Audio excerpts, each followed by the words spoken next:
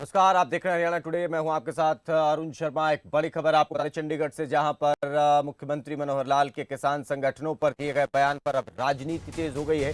मुख्यमंत्री के बयान पर कुमारी शैलजा कांग्रेस पार्टी के प्रदेश अध्यक्ष का पलटवार सामने आया है और उन्होंने मुख्यमंत्री के बयान को शर्मनाक बताया और कहा कि आप ऐसे बयानों से प्रदेश को हिंसा की तरफ झोंक रहे हैं। सरकार की ओर से बयान को आधा अधूरा बताया गया है। तो इस तरीके से राजनीतिक प्रतिक्रियाएं अब इस पूरे मामले पर और इस तरीके के बयान पर अब आने लगी है। देखना होगा किस तरीके से और ये प्रतिक्रियाएं अभी बढ़ेंगी आने वाले दिनों में, और इस पर प्रतिक्रियाएं आएंगी, क्योंकि अब भारतीय जनता पार्टी की तरफ से और सरकार की तरफ से ये कहा जा रहा है कि ये बयान जो है वो आधे अधूरे तरीके से इसे पेश किया जा रहा है और इस पर राजनीति की जा रही है। तो उधर कांग्रेस पार्टी की तरफ से प्रदेश अध्यक्ष कुमारी शैलजा ने ये कहा कि इस तरीके के बयान जो है वो प्रदेश को हिंसा की तरफ झोंकते हैं, तो इस तरीके के बयानों से बचा जाना चाहिए। तो आपको बता दें, दरअसल मुख्यमंत्री ने किसान संगठनों को लेकर एक बयान दिया था और अपने कार्यकर्ताओं को ये संकेत दिया था कि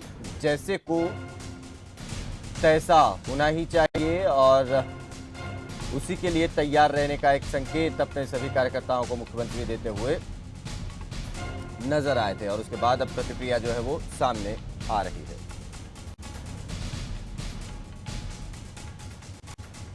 ये मुख्यमंत्री मनोहर लाल खट्टर जी द्वारा दिया गया बयान अत्यंत शर्मनाक और अशोभनीय और निंदनीय है। खट्टर साहब, अगर आप ही इस तरह से लोगों को भड़काएंगे, लाठी उठाने की बात करेंगे, तो अगर बाढ़ ही खेत को खाएगी तो ये प्रदेश ऐसे कैसे चलेगा। अन्नदाता की मदद करना तो दूर, आप तो हिंसा और भड़काने वाली बात कर रहे हैं। क्या हमारा प्रदेश, हमारा अन्नदाता, हमारा मजदूर ऐसी बात सहन करे? तो अब कुमारी शैलजा की तरफ से ये बयान जो है वो सामने आया है। उन्होंने उनके बयान को जो है वो गलत बताया कि इस तरीके का बयान नहीं दिया जाना चाहिए। तो दूसरी तरफ भारतीय जनता पार्टी और सरकार की तरफ से बार बार यही कहा जा रहा है कि उनके बयान को आधा अधूरा पेश किया गया है और उसके गलत अर्थ जो है वो निकाले जा रहे हैं।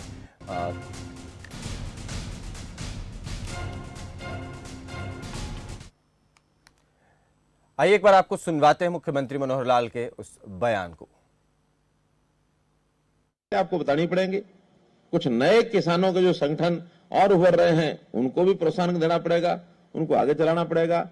और अगर हर जिले में, खास करके ये उत्तर और पश्चिम हरियाणा के, दक्षिण हरियाणा में समस्या ज्यादा नहीं है, लेकिन उत्तर पश्चिम हरियाणा के हर जिले में अपने किसानों के 500, 700, 1000 लोग आप लोग अपने खड़े करो, उनको वॉलंटियर बनाओ और फिर जगह जगह सठे साठम समाचरे। क्या अर्थ होता है इसका? सठे साठम समाचरे क्या अर्थ होता है? कौन बताएगा? अंग्रेजी में बता दिया ना, हिंदी में बता। जैसे को तैसा, जैसे को तैसा। ठालो ठंडे हैं, ठीक है? नहीं, वो भी देख लेंगे। और दूसरी बात यह है, जब ठावेंगे डंडे तो जमानत की परवाह मत करो। महीना 6 महीने 2 महीने रहा होगे ना, तो इतनी पढ़ाई इस मीटिंगों में नहीं होगी। अगर 2-4 महीने वहां रहे होगे तो बड़े लीडर अपने आप बन जाओगे। नहीं, 2-4 महीने में अपने आप बड़े नेता बन जाओगे, चिंता मत करो। ये इतिहास में नाम लिखा जाता है। इसमें एक बात ध्यान रखनी है, जोश के साथ, क्या जोश के साथ अनुशासन को बना के रखना। जो सूचना मिल गई कि यहां तक करना, इससे आगे नहीं करना, तो फिर नहीं करना। तो मुख्यमंत्री के इस बयान के बाद ये राजनीतिक पलटवार जो है वो सामने आ रहे हैं और इस पर राजनीति जो है वो कहीं ना कहीं देखी जा रही है। इस पर देखना होगा कि अब किस तरीके से प्रतिक्रियाएं राजनीतिक जगत से आती हैं। अनिल हैं हमारे संवाददाता चंडीगढ़ से और ज़्यादा जानकारी दे रहे हैं इस पूरे मसले पर। अनिल, जानना चाहेंगे, अब मुख्यमंत्री के बयान को लेकर राजनीति जो वो शुरू हो गई है। कुमारी शैलजा का बयान भी उनके बयान के बाद अब सामने आया है। हाँ बिल्कुल, देखिए मुख्यमंत्री की तरफ से जो बयान दिया गया, कल किसान पहुंचे थे मुख्यमंत्री आवास पर और अलग अलग जो प्रकोष्ठ हैं उनके साथ हरियाणा के मुख्यमंत्री मुलाकात कर रहे हैं, चर्चा कर रहे हैं। इसी कड़ी में आज महिला प्रकोष्ठ के साथ हरियाणा के मुख्यमंत्री बैठक करने जा रहे हैं अपने आवास पर।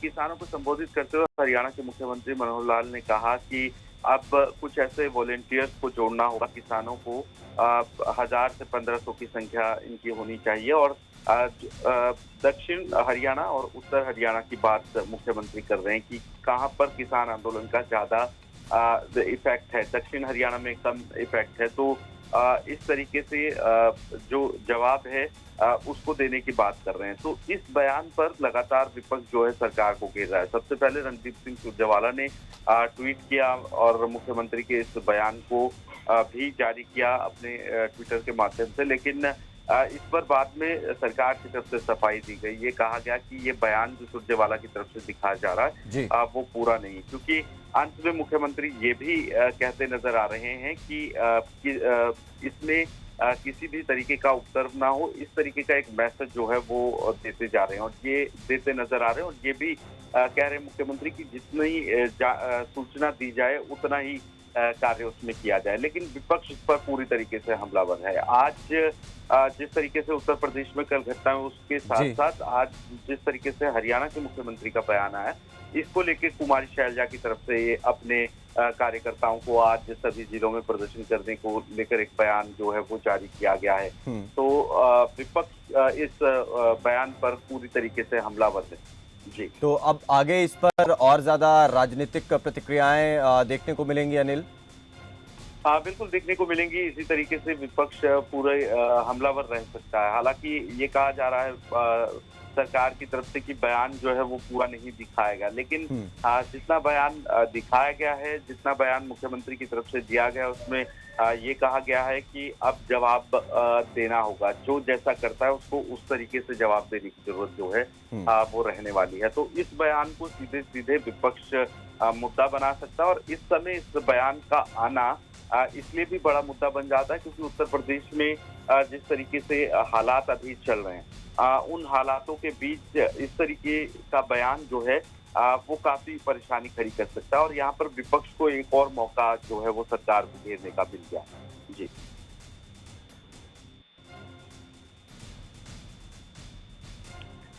बहुत शुक्रिया इस पूरी जानकारी के लिए। तो अब जो है राजनीतिक प्रतिक्रियाएं और बयानबाजियां अब इस पर आने वाले दिनों में और बढ़ेंगी। अब कांग्रेस पार्टी की तरफ से ये कहा गया है कि वो तमाम कार्यकर्ताओं के जो हैं वो इस पर प्रदर्शन करें और आगे की पूरी रणनीति भी बनाते दिखाई दें।